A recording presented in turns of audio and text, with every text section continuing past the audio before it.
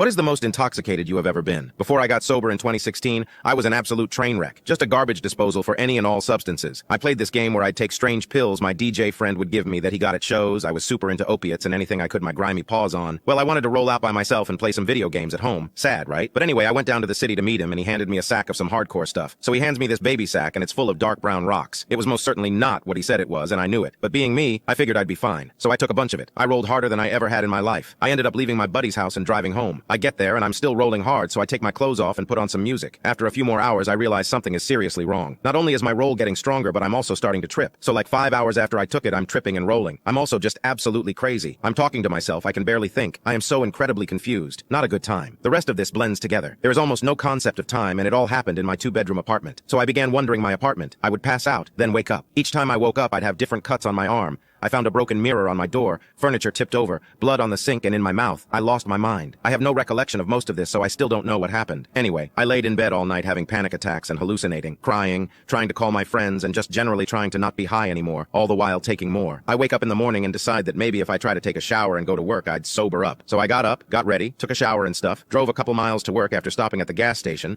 got to work and started selling phones. I was there about an hour when I got to a customer who looked bizarrely familiar. He then, in the middle of us talking, turns his head to me and says, "Are you on anything?" And at that moment, the whole store stopped and got quiet and I hyper-focused on the construction work going on in the building and then realized that our building wasn't under construction. I look around, close my eyes and open them, and I am back in my bed, naked and for sure haven't left. Then cell phone customers start walking in my room asking me for help. I'm trying to explain to them that this is my house and they need to leave, but I'm also realizing that this is not actually happening and I have had a psychotic break. I still couldn't really control it though. I would have quick moments of clarity, I'm talking seconds, followed by hours of horrid states of mania. So the day goes on and stuff happens the same. I did try to drive to my friend's house in the next state,